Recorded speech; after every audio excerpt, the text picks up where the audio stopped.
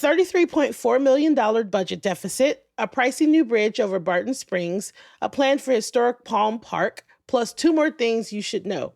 Today on CityCast Austin, we're kicking off a new monthly treat focused on the 5 things City Council did this month.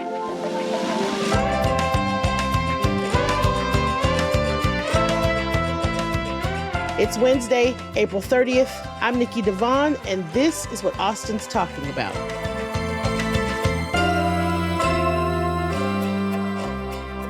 Hello, I am here today with Amy Stansberry from the Austin Common, Editor-in-Chief.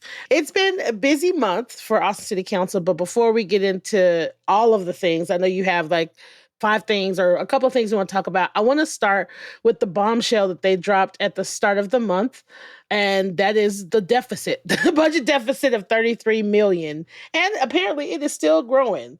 So how concerning is this? Let's get into that immediately. Yeah. So basically what happens is, City Council passes a new budget every year in August. But usually around this time of year, the city staff, the real numbers people, they get together and they kind of give City Council a preview of what they might be expecting to come out over the summer. They try and, I think, level set them a little bit so they can be prepared for what kind of budget they might see. And the big news out of this one is that right now, city staff is projecting a $33.4 million budget deficit for next year. And so that's not good, obviously. And what makes it worse, a 1-year budget deficit is one thing, right? But what city staff said is this is a trend. If they kind of draw that out over the next 5 years, I think it rises to like 79, almost $80 million over 5 years. And that's where they're starting to get more concerned. And what they really are getting at there is the root of that is that basically our revenues are growing slower than our expenses. So over the next 5 years, the average expected annual revenue growth is 3.2%, but our expenditure growth is 4.2%. So it's higher. So that's not good. You can't have that rising. That's basic budget, right? I was like, okay, I got that. Yeah. So that's a problem. And that is what City Council now is really going to have to grapple with. And I think is going to be a big topic of conversation over the next several months and years, honestly, is how do we fix this kind of fundamental issue in our budget? That kind of reminds me of like when I was in college. I'm like, what I'm spending and Right. what I'm making is not adding up. So, okay, let's run down of these big things that council did this month. Let's start with, there's been this long-standing debate over replacing the Barton Springs Bridge. And now evidently that's settled. So what happened? Why is that such a big deal? Yeah, so this has been a topic of conversation for years and years and years and years and years. This is that bridge that you drive over as you're entering into Zilker Park. At the corner, I think it's like Barton Springs Road and Azzy Morton. There's like, it's an old bridge. It's like 100 years old. Yeah. Wow. Underneath it, you might recognize it more if you were like on a paddleboard from underneath it. It is one of those bridges that has those nice arches under it. Okay. There's a few of these around town. And so this is kind of part of the issue, right? It is this older historic looking bridge. It has nice design features, things like that. But what the city and city staff have argued for several years is that this bridge is getting to the end of its life expectancy, basically. It's getting old and it's small, like the actual, there's not really a lot of space for a sidewalk or a bike lane. There's not a big physical barrier between that and the road. And so that's been a concern, like pedestrian and bike safety on this road.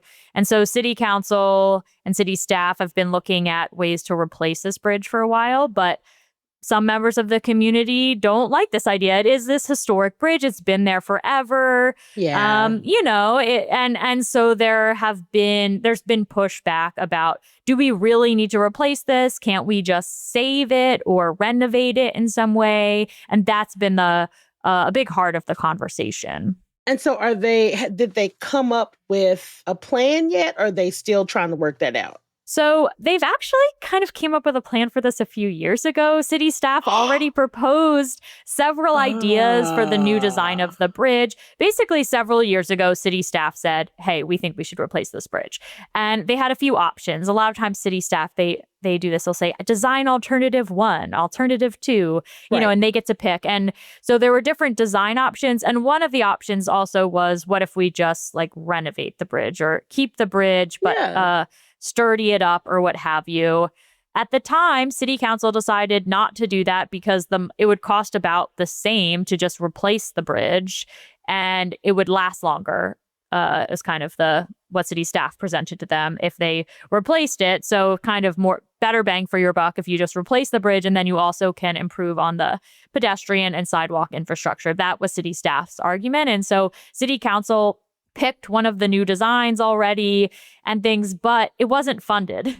So, Oh, okay. so a decision had been made, but there was no money for it. So it wasn't set in stone yet. Okay. But then what just happened at this council meeting is that city council kind of is accepting $32 million in U.S. grant funds from the Department of Transportation to replace this bridge, which then the city is going to match with $8 million.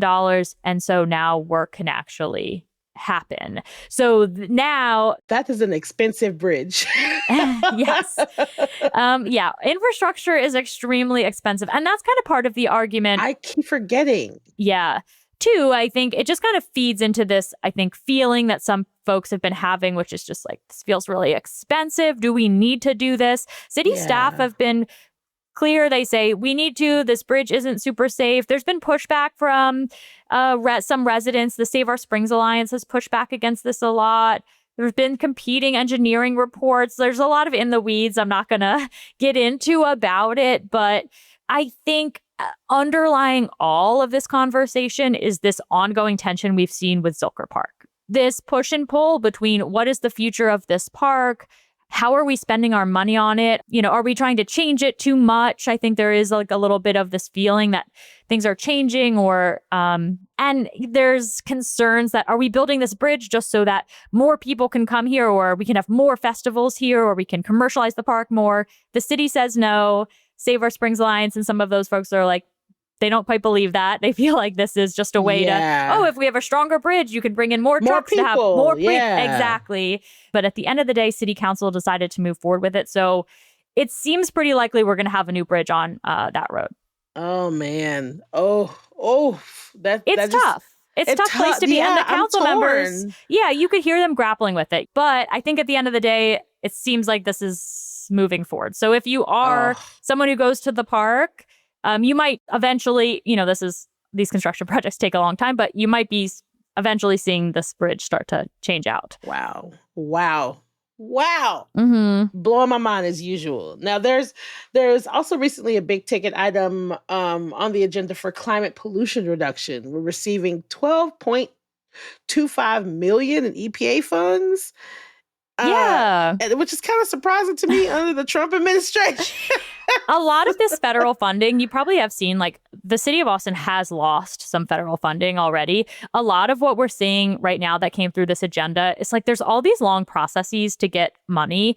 A lot of this is stuff that kind of already was approved and we basically received and now we're sort of appropriating or accepting. It's like too late to take it back. And so, there was a series of basically the city applied for this grant around climate reduction from the EPA quite a bit ago, and we got the money. And so now a few contracts are being executed to do some of this work. What's interesting, though, here is, it's just Earth Month and things like that. And the city has this really aggressive and leader like Austin Climate Equity Plan. It was approved by City Council a few years ago, and it sets this goal of net zero community-wide greenhouse gases by 2040 as our community.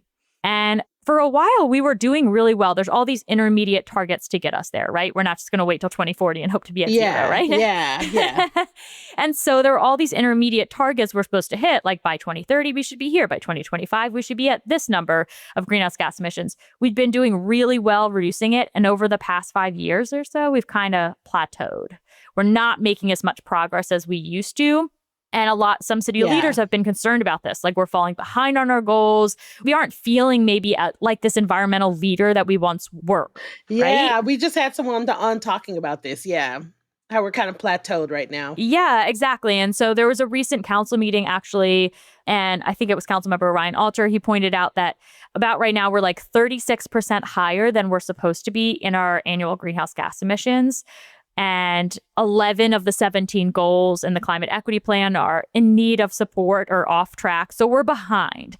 And one of the big things that we can do about this is basically city council talked to city staff not too long ago, and they said, we need a plan to like kickstart this, right? We have this big plan, but it's huge. The climate equity plan goes till 2040. It's huge, huge. What can we do now in the next few years to really kickstart things? And this is where they came up with this idea for an implementation plan. And so always a plan, but it's much more targeted. It just has like 46 specific items. They're ranked in a very particular way about like cheapest for, cheapest cost, highest emission reduction, things we have funding for, we could do right away. And trying to kickstart this. Love that. And one of the things on this list, and actually one of the ones that's most cost effective, is what this grant is funding. So transportation demand management, they call it. It's one of those ridiculous terms. Oh my God. I love, you make everything sound so exciting. I love this. Transportation demand management. And it is just a fancy word, really, for just figuring out different ways to get people out of their single-use cars, right? Single-occupancy cars, right? Anything, getting people carpooling, riding their bike, walking, taking the bus, anything. This is our big area. Transportation is, one of our biggest sources of greenhouse gas emissions, and it's the hardest one to reduce because for energy, it's way easier. All of us are customers of Austin Energy. If Austin Energy decides to close down a coal plant and open up more solar, all of us just reduce our emissions and we didn't have to do anything at all. With transportation, you have to convince all these people who are doing about their lives. Stop driving your cars. Yes, that's hard. Yeah, it's all these individual choices. So the city's been trying to figure out how can we incentivize people, right? How can we make it easier for people to have different ways? So that's what these grants help to do, like a few different pieces of it. But one of it is increased funding for CARTS, which is the Capital Area Rural Transportation System. Have you ever seen any of these? They're like little shuttle buses around town. They're kind of like a beige color. Yes. And so these are, public transportation that are helping shuttle people from further outside Austin city limits into the city of Austin, right? So a lot of times we're expanding, right? People are working in Austin that might live way further out, right? And now everybody has to work from home. Now, exactly. Yeah, they've just changed that. So more people are coming into the city. Yeah. So you've got people like in San Marcos and Bastrop and Taylor, and they still need to come into the city. And so CARTS provides those services like van pool services for people who are all working together, little tiny mini buses. And so this grant is going to fund increased service frequency, lowering passenger wait times, improving the schedule predictability, all with the goal of making it so that more people want to take this CARTS instead of driving their own car if they're commuting these really far distances into the city. Part of it is also working with Cap Metro, making transit routes quicker, more frequent.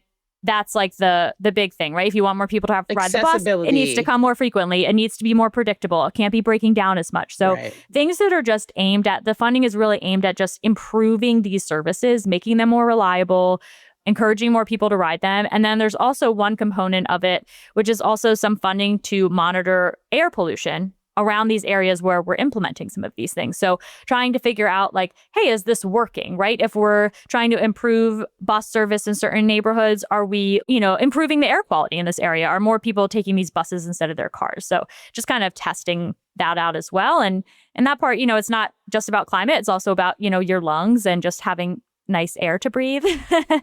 Also can be improved by more people taking public transit. Okay.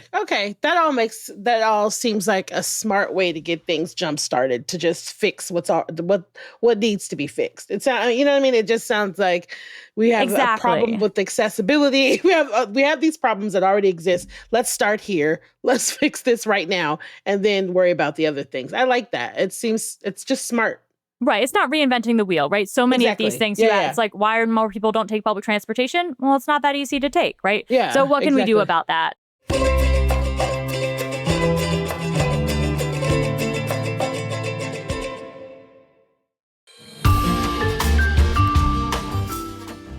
Just off the Texas coast sits a unique beach town marked with salty vibes and sun-soaked memories. Port Aransas is a place where family traditions unfold naturally, and beauty lies both in island views and the unhurried moments between adventures. It's a place where multiple generations can get together under one roof to share slow beachfront mornings and cool Gulf breeze evenings. An island escape with 18 miles of shoreline to cast your line, kayak with the kids, or simply cruise the coast in a golf cart. One visit, and you'll see why generations of Texans have anchored their traditions to the island life. Start your new favorite family tradition in Port Aransas, Texas. Go to visitportaransas.com and plan your visit to Austin's beach.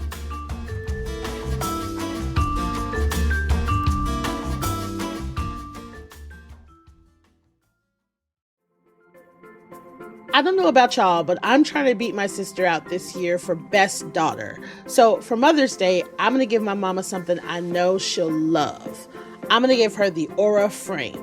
Now, this frame was featured in 495 gift guides in 2024, selected 3 times as one of Oprah's favorite things. It stores an unlimited amount of photos. It only takes 2 minutes to set up the frame. All you need is the Aura app.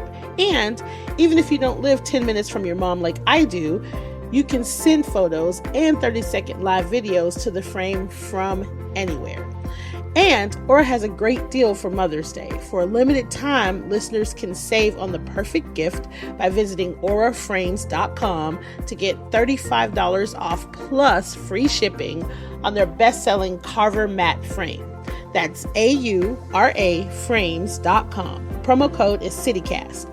And support the show by mentioning us at checkout. Terms and conditions apply. Okay, and so keeping along with funding, we're just going to stick on the money train. Another thing that City Council did this month was approve more funding for homelessness, $2.2 million for groups that can help address our unhoused community needs. Do you know what's happening here? Is our demand outpacing the supply? Oh, I mean, always. We could. I mean, of course. Yeah, I mean, it's kind of a no-brainer, but you know. Yeah. There's such a big funding gap when it comes to homelessness services. And speaking of federal funding, the city really was relying for a long time on ARPA funding, American Rescue Plan Act funding from like COVID times. That is drying up.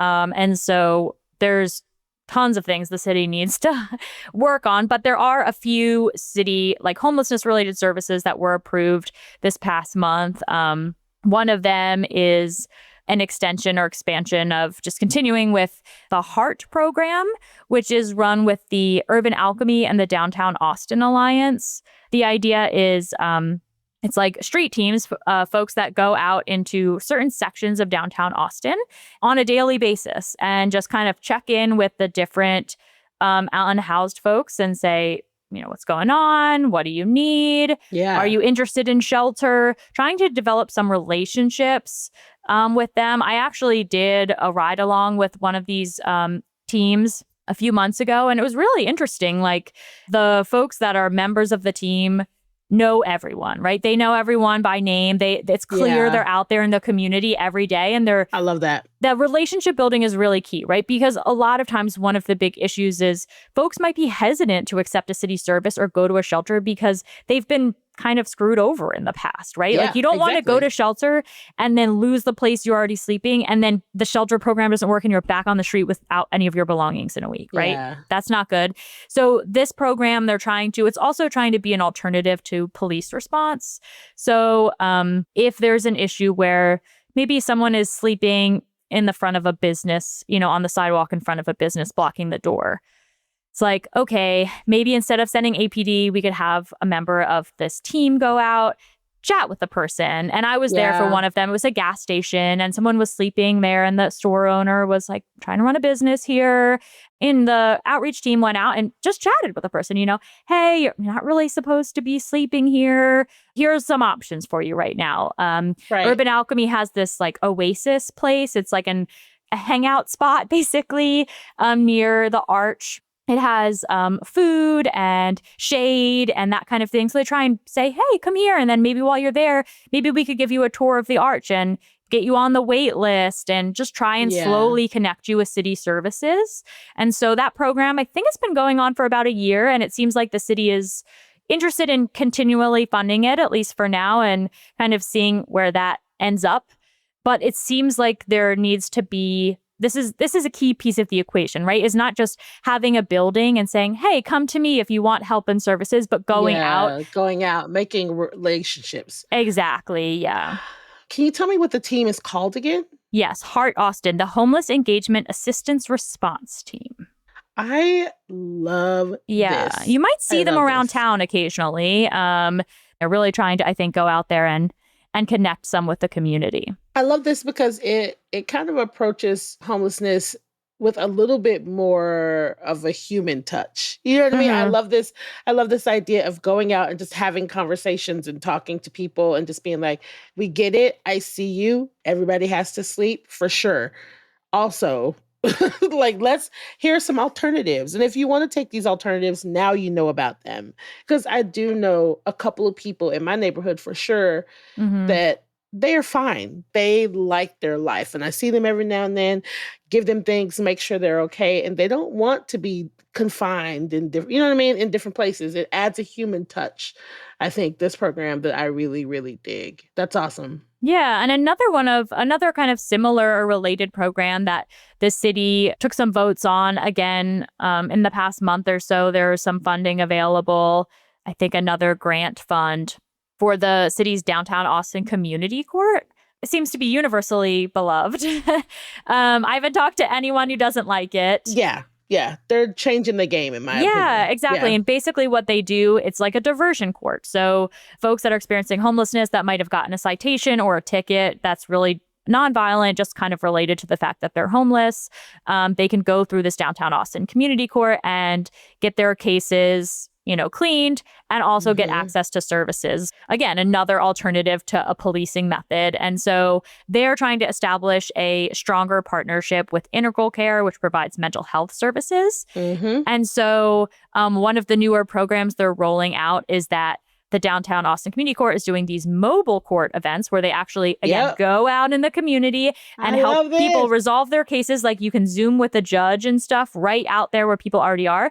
And so, trying to bring along Integral Care on these visits as well so that people can get connected with mental health services and figure out how to address some of those issues in the field as well. So trying to be, I think, more creative with meeting people where they are is where you're seeing a lot of these Yeah. programs happen. I love the approach of going out and talking versus being like, "We got all this stuff. Come and get it. You should come to us if you need this.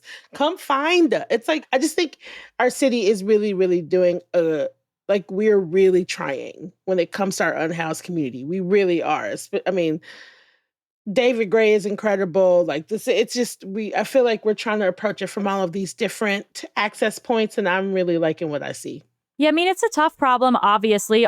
And it's one of those things that the city is working on building more housing for Yeah. folks, but that's really expensive and takes a long time. And there's way more we could be doing there, but we are doing some there. So I think a lot of these programs are like, in the interim, what can we be doing? How can we be Yeah. helping people advance and be in a place that when housing becomes available, they can be like in as Yeah. best place they can to succeed, I think is what a lot of these programs are geared towards. Hell yeah. So, okay.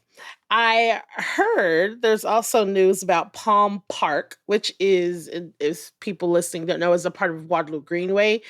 This park has a lot of historical significance to Austin. So, bring us up to speed on what's going on there. Yes. So, Palm Park, again, like you said, this is an area that has a lot of cultural significance, especially for our city's Mexican American community.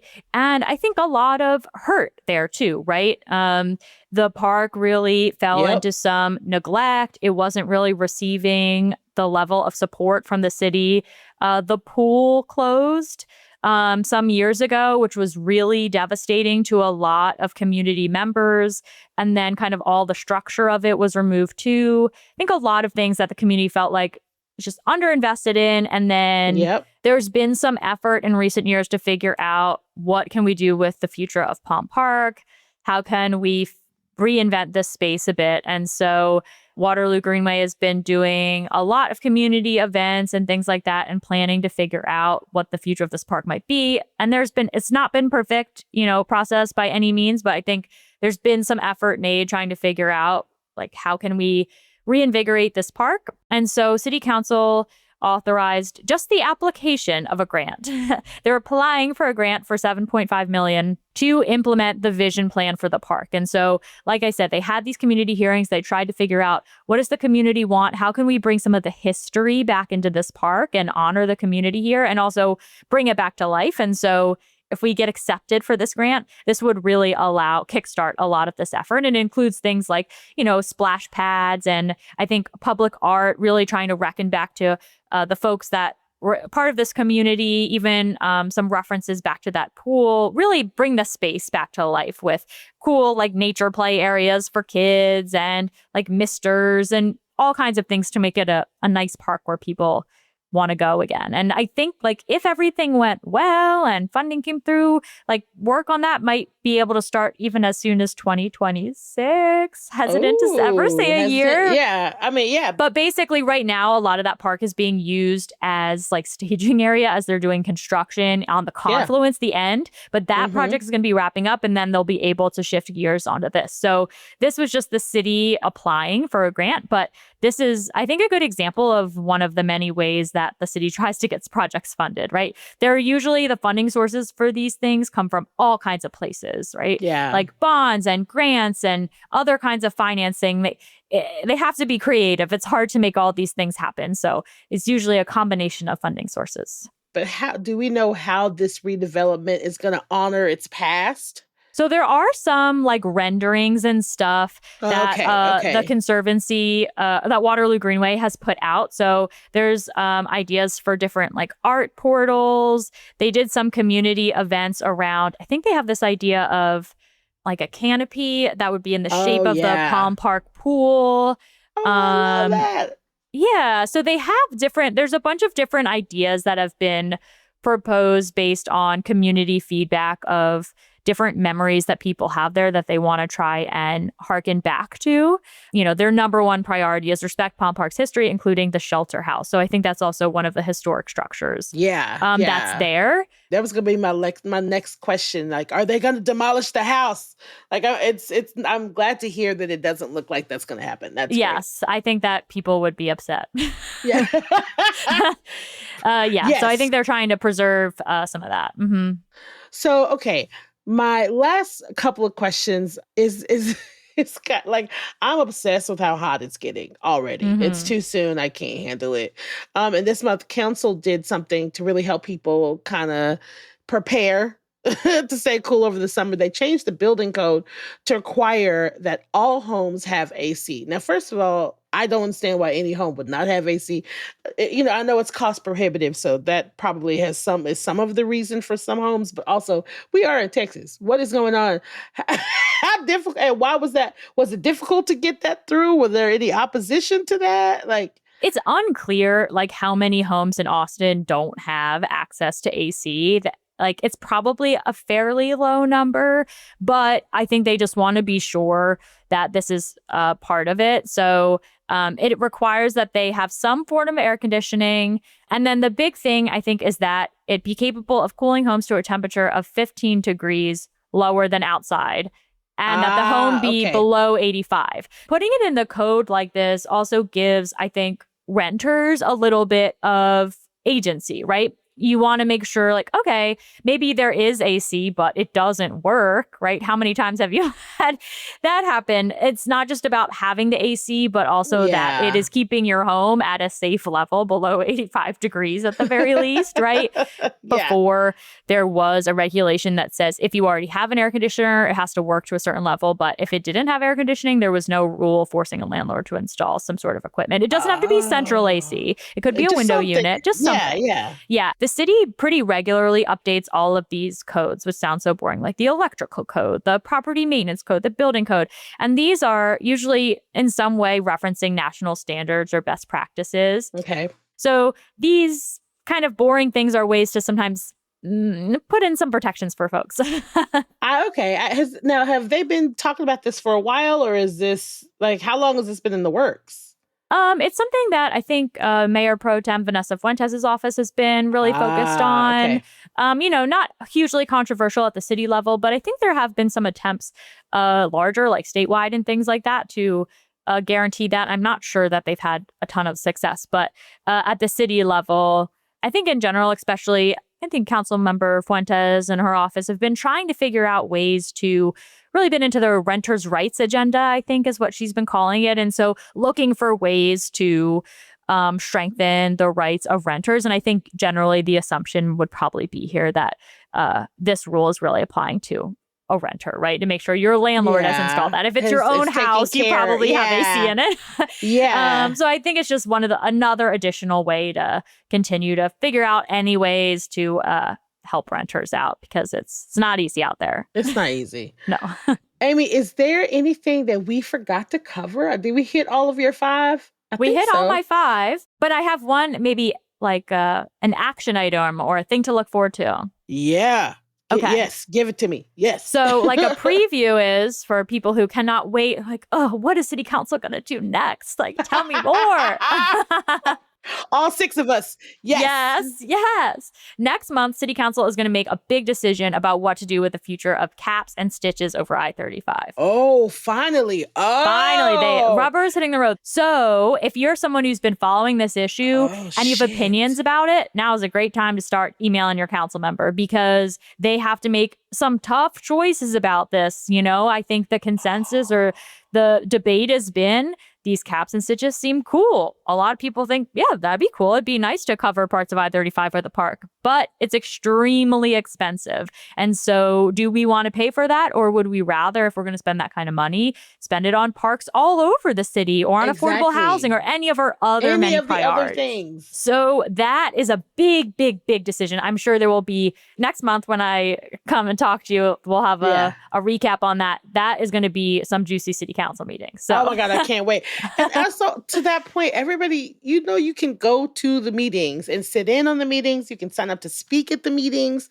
It's just like a really good, easy way to make sure your voice is heard. It's a really good, easy way to make sure you know what's going on. Like if you have a couple of hours, on a Thursday that you can spare, go sit in on a meeting to know what's happening, to know what's going on, especially with this cap and stitch coming up. That's a big deal. That's a big deal. Yeah, that's going to be a really generational choice for our community. So I think I'm excited to see what ends up happening with that. Wow. Amy, thank you so much, of course, for being here as usual and making city council fun. Because I know I say this every time. I say this every time. I'm not excited about city council until we talk. And then now all of a sudden, I'm all excited. Thank you so much. I will see you next month so we can do this again. I will see you then.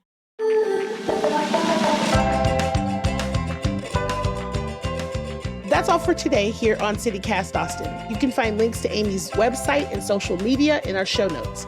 If you enjoyed the show, why not tell a friend, rate the show, leave us a review, and subscribe to our Hey Austin newsletter. We'll be back tomorrow morning with more news from around the city. Bye, y'all.